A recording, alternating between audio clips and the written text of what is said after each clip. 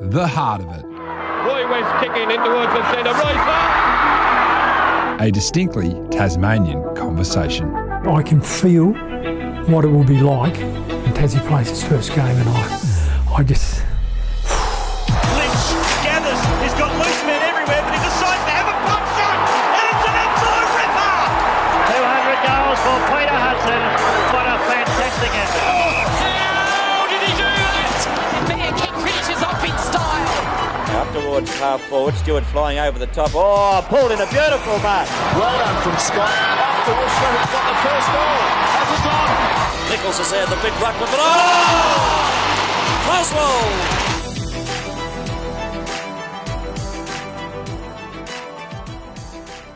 Welcome to The Heart of It. I'm Alistair Nicholson. If you peruse the honour boards of Ulverstone sporting clubs, there's every chance you'll find the surname Pearce, and more than once.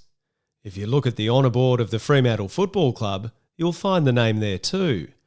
Alex Pearce was somewhat of a late bloomer when it came to football, a proud Ulverstone Robin who wrestled with long-established North West Coast traditions and rivalries, ultimately transferring to State League side Devonport in pursuit of his AFL dream. The dream became a reality when he was drafted, a little unexpectedly at the time, by the Dockers with pick 37 in the 2013 draft. Despite an inordinate number of unfortunate injury setbacks, Pearce has emerged as one of the finest and most respected backmen in the game, as well as a superb leader. This is Alex Pearce's Tasmanian football story. I love my upbringing in Ulverstone.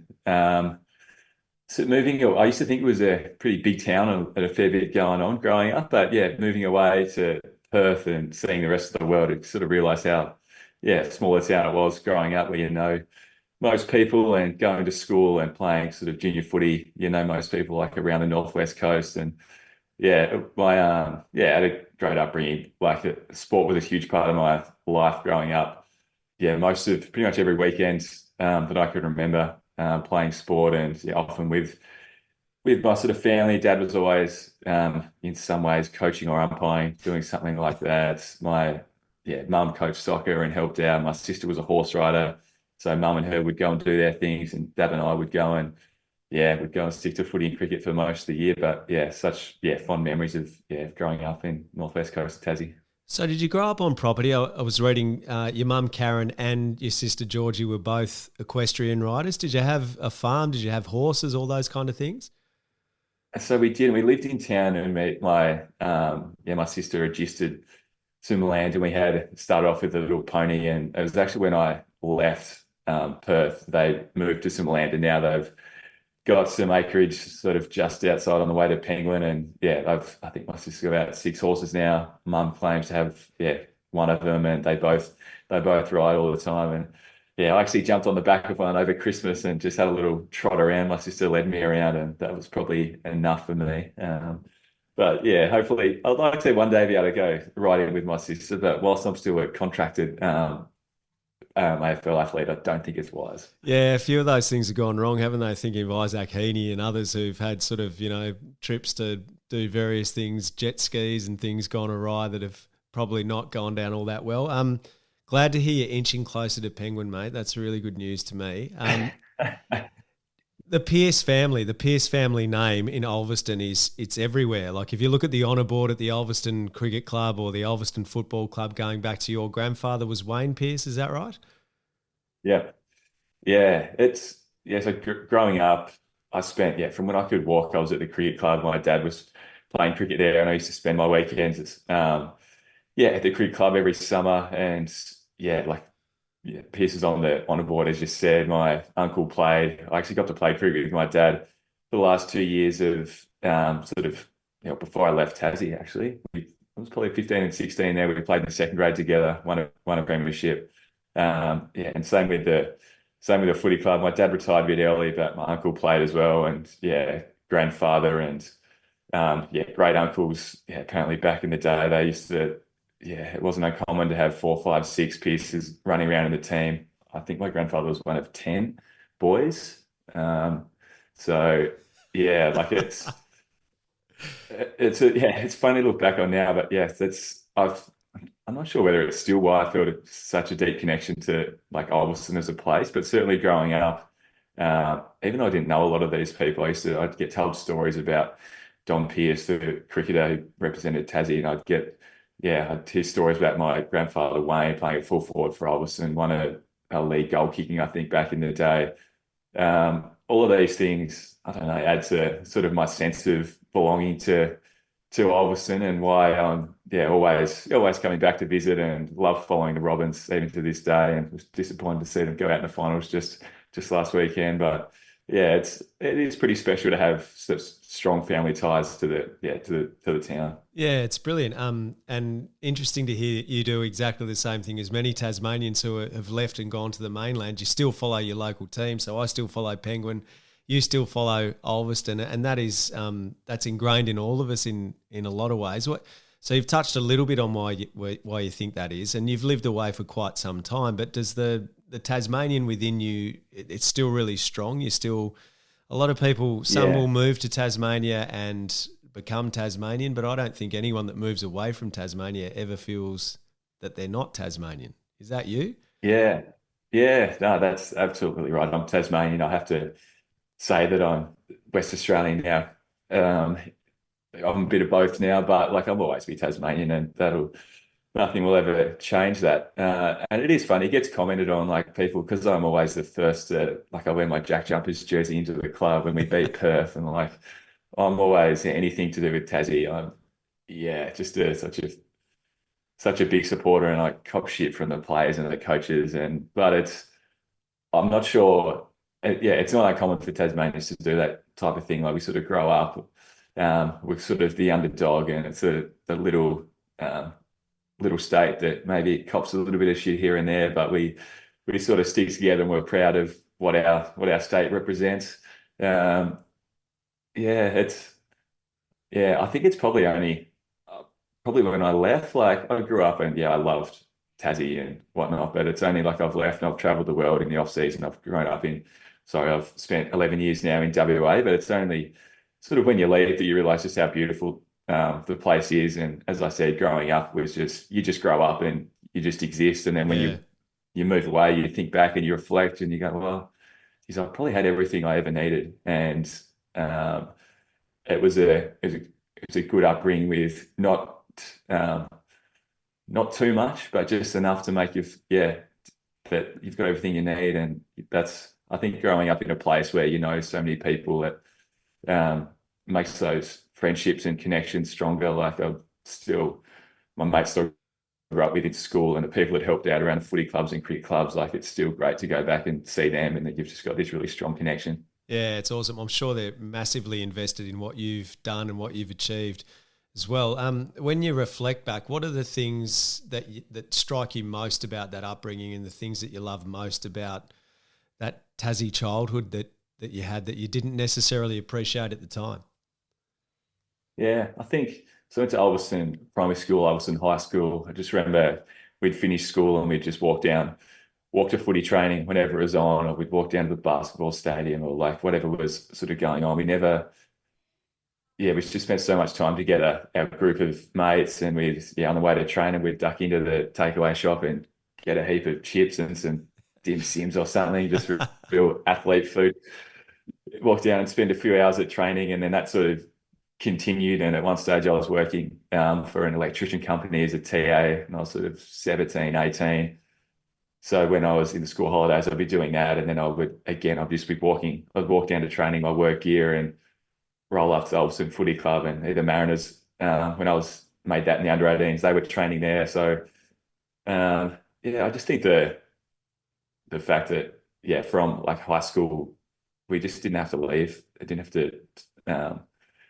have to go too far. We always this group of mates, we just always stuck together, and our lives revolved around school and sport, and it was fun. It was what we loved doing, and I'm blessed to still be able to sort of do that in a way, although it's not the takeaway shop $5 worth of chips on the way to training anymore, but it's back in those days, $5 got you a heck of a lot of chips, mate, compared to today as well, I reckon. Yeah. Oh, there's a dozen of us that feed us with plenty left over. What was your favourite takeaway store in Ulverstone? The clock takeaway. Used to get a deep fried Mars bar as well occasionally, just if I really wanted to reward myself before training. Do you still crave those today, mate, when you're in the cut and thrust of AFL football and the dietitians are weighing heavily on everything you do? Oh, look, can get tempted with a Bain Marie in the off season. That's for sure. There's a few of the boys give me some shit about my relationship with Dim Sims. Doing a deep fried dimmy doesn't go astray when there's no training or games to be had in the near sight. Fair enough, mate. Growing up on the coast myself, when we were younger, I don't remember there being too many other options, to be fair. Like in a lot of those towns, you had the milk bar, or there weren't sort of restaurants or really nice cafes that I go back to Penguin these days and there's a brewery and there are all these fantastic little cafes and restaurants and things. None of those it was like a Chico roll and a bag of chips, mate. That was a delicacy back in the day. Yeah, no craft beer when you started drinking either. She was Boag's draft off the tap, and that was all you needed. Spot on. So you were an overage player in the under-16s for Tassie, weren't you? You were 17. So you'd played football for Ulverstone all the way through, is that right? And then got the opportunity. Troy Davies was a huge part of getting you an opportunity to represent Tasmania, is that correct? Yeah. Yeah, I sort of plucked from nowhere a little bit. I didn't make the under-16 Tasmania team. And I sort of probably wasn't good enough. There was one trial game I remember I went and played a game of second grade cricket instead of playing the footy game because it was cricket season and I didn't want to play footy. And I knew if I made the under-16 team, I'd have to go and play at Devonport and play in the state league. And I just didn't want to do that. I was an Ulverstone player. The last thing I wanted to do was go play for Devonport or Burnie. So it's sort of, what I did, and I did make the team anyway. So then, when I was 17, started playing in the under-19s and seniors that year, sort of a 16, turning 17. We weren't much good back then, the Robins, but played about 6 or 7 games, I reckon, of senior footy. Loved it. Got to play with guys who I grew up watching, and a few mates of mine who were a bit older than me, and then was sort of plucked out of nowhere. The under-16s were leaving to go play. I think it was in Sydney, Western Sydney, in the Carnival, in about 2 weeks. And I think they had an injury or something, and they had a spot available. And Troy Davies Super was an assistant coach and has been involved in Ulverstone football for a while and knew about me and sort of got me in. I went to a training session at York Park. And then it feels like the next week was flying over and played really well. Won the player of the tournament for Tassie. I sort of played in the ruck. I played down back. I played up forward. At that stage, I was a midfielder as well. And then that was sort of it. Maybe coming back and getting to tell everyone about this experience. And then I got a letter from a AFL management company saying that, I'd be interested in meeting with them and and I was like, wow, maybe this is it. Maybe this is the chance I needed. And from then on, played in the under-18s the following year. Did have to make the move to Devonport begrudgingly because they had to play in the state league to play for the Mariners, and ended up having a great time there. Knew a lot of good people at Devonport and had a good year there. Max Brown, who you've had on the podcast, took over at about round 5. So got to play under Max, and it's quite funny. I still talk to Max quite a bit. He used to have the ear of a few scouts. He used to think, and there was some games there where there'd be a wind blowing down at Devonport, and I would play with the breeze. I'd play centre half forward, and then I'd turn and play centre half back when we were kicking against it. And he looked after me. Played in the centre for a couple of games, and like I said, just sort of flung around a little bit. Probably got drafted off my footy in the state league, I think, because I had quite a good year. I didn't play as well in the Mariners, but it was a bit of a whirlwind of it. 12 months going from playing sort of under-19s. I think the year I played seniors, I played a game of under-19s down at Smithton and then doubled up in the seconds, and got one of the all-time wins in the twos, which I still remember. Coach Lizard Leary at the Yeah. time. We're still talking about it now. What happened? But yeah, it was an unbelievable, 12, 24 months. Oh, it's amazing, mate. Max is an absolute character and such a stalwart of Northwest Coast football, isn't he? And so passionate about it and contributed so much. What was he like as a coach for you?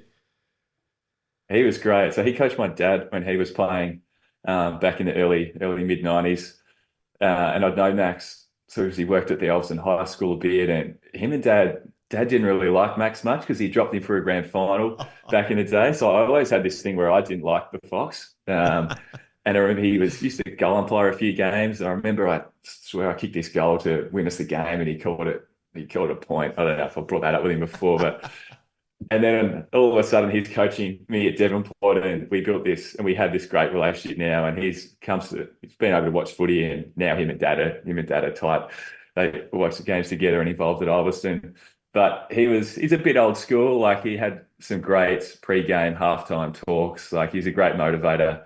And I'd say, like, in modern football, we talk a lot about building relationships and creating an environment where people feel like they can be themselves and be the best version of themselves. And yeah, I think Max did that. Like, he was just a good person who really welcomes everyone into every environment, whether it's players, partners, everyone. And that's something that's stuck with me. But there's also a few sprays that tear the paint off the walls as well. We weren't much good that year for Devonport either, so we got a few of them. But like I said, he looked after me, so I didn't get too many personally. So growing up around the Ulverstone Football Club and the Ulverstone Cricket Club, who, other than your family and your uncles and your dad, did you have role models or heroes in the local footy league and cricket league? So a bit like Nathan Howard was, played a lot at Ulverstone. He played for the Devils, and I remember, like, really early in my childhood watching him, and a relation of mine, Sandwich Wilson, was an Ulverstone boy who played in the Devils, and I remember, like, watching the Devils on TV. And like, Simon Walmsley playing for the Robins back in those early days. In the cricket, I got to play a lot of cricket with Josh Walmsley, who's now the game's record holder and is, if not as close to score the most runs on the coast, and got to grow up sort of watching him play and then playing with him in the first grade. And so, I did have, like, lots of these sort of childhood, I guess, idols that I was able to, in some instances play with. But I used to go with Dad and watch the footy. We'd sort of travel around. I remember going to Launceston and watching, like, Ulverstone against Lonnie, and watching Alan Derbyshire play. Must have been quite young, but just that is a memory that sticks out because he was just such an imposing sort of player, and he just never missed and just banged them from 60. Yeah, he could. Big kick, Adam Derbyshire. Yeah, but, like, I also fondly remember watching the NWFA. My dad coached Turners Beach for a couple of years, coached the second and the seniors. So I would go there and, like, do the scoreboard and, like, run some water or, like, do the boundary umpiring, and just, like, that's when I walk in and smell deep heat, I think of the Turners Beach football club rooms, because it just brings me back to that time. And they're just such great memories. Like, I'm always reminded of these times back in Tassie when I was watching sport, or often watching, or, like, not even watching, just playing markings up over the fence, or playing cricket in the nets and spending 6 hours in the nets, just toiling away, playing silly little games. And that was life was simple back then, and it was fun on the weekends. Yeah, I mean, what you're talking about, I think a lot of people listening would feel a connection to and feel like they had a similar upbringing growing up in Tasmania. So how do you think that shaped you as the person you are today? Yeah, I'd like to think I'm quite humble and haven't got too far ahead of myself. And I think when you grow up in a place like that, like, everyone's working class, everyone, not much is given to you. And I think because there were so many people that have had such great influence in my life and career, like, particularly my parents, as I mentioned, but, like, just volunteers at football and cricket club that have been involved for decades, and these great mates of mine who I've played with, and, like, great coaches who have always give their time and always treated me so well. Like, from when I could barely walk to becoming an adult and having a beer with them at the bar, like, I just never will never forget like all of these people that have had an influence on me. So now when I'm over here and I'm captain of an AFL club, like I'm very conscious of the fact that like there's a lot of people that have had an impact on this and got me to where I am now, and I do feel like a lot of pride and the privilege to represent a lot of those people. Like my phone goes off constantly from people in Tassie when I play a good game, when I get injured or anything that goes on, and when I go back, it's not getting stopped and asked for a photo like I'm like when I walk around Freo. It's stopping and like asking how I'm going, and like because of these people I grew up with. It's like I'm not it feels like I'm not the Freo captain when I go back. I'm the Ulverstone boy who people are still keeping tabs on, and it is a great feeling because as I've said, and you can probably tell, like I love that town and I love Tassie. So to have people there still follow me and be proud of what I'm achieving is something it's something I love and I'm very grateful of. Oh, that's awesome, mate, and I can understand that. So pick 37, 2013. Am I right in thinking you had your eye on the next day with the rookie draft rather than going so early in the national draft? It was a reach at the time, I thought. I thought the Dockers reached a bit early for me.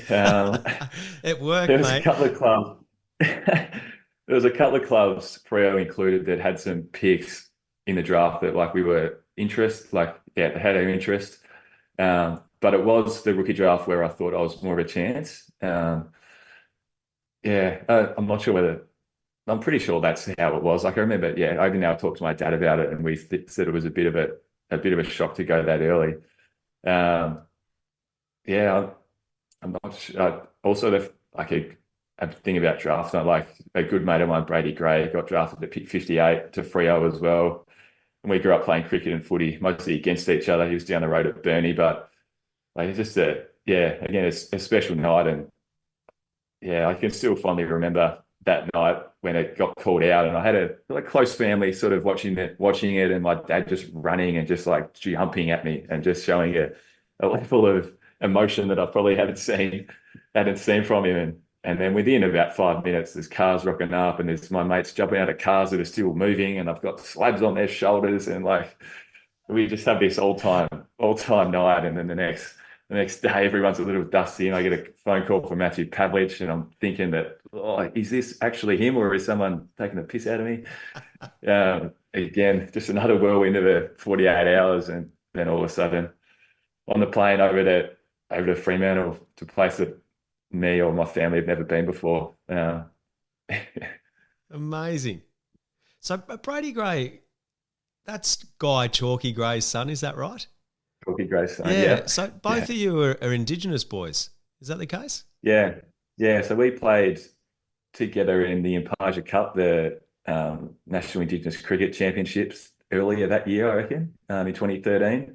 Brady's played in it a few times, but we went over, and Chalky Gray was our team manager. I think he called himself, but I think he got and played a game or two that year. But so Brady was with the Dockers for a while, played a couple of dozen games, I'd say, and now he's back working with us as a development coach. And it's great to be able to sort of share that journey with him. And I was able to help design our Indigenous jersey with the club a couple of years ago, and Brady's sister Carly co-designed. She designed it, and I was small any hand on it, but so we were able to do that together as well. So it's been great that our families have been able to be connected through this journey as well. And the game we played in Tassie against the Hawks earlier, or sort of towards the end of the year, but Chalky came down and gave a welcome to country for us, which was really, really special as well for me to have that with for our club, a welcome to the country that I grew up on and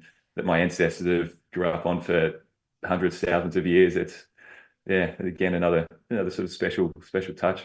So as a Palawa man growing up in Tassie, you don't necessarily know too much about it when you're young, is that right? And then obviously you're exposed to a lot of Indigenous footballers playing for the Fremantle Football Club. Is that where you started to deep dive a little bit more into where your family came from? It is. It's something I grew up knowing that I had this sort of connection, but not knowing much about it, which is you're right, like the case for a lot of people. And I remember coming to Freo and feeling this sort of shame and embarrassment around this, not understanding and clearly being white pale skin and having like Indigenous heritage. And it was only through learning a little bit more and truly understanding where my sort of history comes from and what Tasmanian's Indigenous history is that is why I'm now able to sort of be a bit more outspoken, a bit prouder to say where I'm from, because it's I feel like there's some of us have an obligation in a way to be able to continue on the history, because if it gets too hard and you feel a bit too embarrassed because your skin's a bit pale, then it becomes easier for that culture and all that history to die out. So it's still something I'm trying to learn more about and feel more comfortable with, and but it's the part of my sort of football journey that I've been proud to embark on as well. And being at the Freo Footy Club, which has such a strong Indigenous connection, and like the most games played by Indigenous players by a long way, and lots of these records that they hold. It's been really it's been great to, and I probably wouldn't be where I am now within that cultural space if it wasn't for them. Yeah, terrific. It's wonderful that you've been able to go down that journey of self-discovery and in lots of ways as well. Your debut in 2015. So you come on against Essendon. Mum and Dad are in tears when you run through the banner. What's it like? You played on Joe Danaher that day, didn't you? Yeah. Yeah, it was, again, special day. My parents and sister were there, and I remember hearing just how nervous they were before the game. And it was a while ago now, but like we were flying at the time. I think we'd won our first, whenever it was, 4 or 5 games, and we made the grand final a couple of years before, and I think we ended up winning a minor premiership that year. So it was part of a good side, and I had great guys around me. So just again, it's funny. Like I talk to people now, and they ask me like, "Oh, how do you perform in front of all those people in the crowd?" And I remember my first year when I was watching, I was like, I don't think I'm going to be able to do this, like with 40,000 people screaming out. Like, I don't know how do you concentrate, or how do you function? But it's just funny when you get out there that your football mind takes over, and you just react. And I remember sort of thinking, oh, I actually better listen to some of like what's going on here and like take this in, because at the time it was very tunnel vision, and now I'm sort of able to tune in and out and use the crowd to hopefully my advantage a little bit and with how I'm feeling. But great memories, and to be a part of so much different now playing that, like, as captain, and to play your first game and to just have the support of all these experienced players, Pavlich, McFarlane, Sanderlands, Ballantyne, at the ball, like all these guys, many who are still good friends now, Michael Barlow, just to have you back. And there's a special time in a game, like before the game, when you go and shake everyone's hand and you stab up and you give me a hug. And I'll just never forget, like, looking in some of those guys' eyes and them saying, "Yeah, we've got you." And like, there's a special thing about footy and that connection when you've got 22 guys that are all got each other's back, and you really trust that you're going to go out and perform and do everything for each other. And as I said, now I'm at the other end of it, trying to cultivate this similar environment. I feel like we're sort of getting closer, where it's at that point where you've got 22 guys that are all driven towards the same goal and all willing to sacrifice and go out together and lay it all out in the line. And it's a clearly unique experience, and something I'm trying not to take for granted. And it's nice to have talks like these where you can describe it and still get the goosebumps now when I'm not even out there. Ah, brilliant. 22, you go into the Fremantle leadership group. So the club has seen something in you, and now you're the captain of this football club. So in your mind, what's given you the attributes and the qualities that make you a leader of men? Probably find it. I'd love other people to answer. I think I've always been a leader in my sporting career. Like, I used to love captaining cricket teams and was a captain of a few footy teams. don't know. I think there's something to do with being, when you're so competitive and you want to win so bad, you want to have the most influence on winning.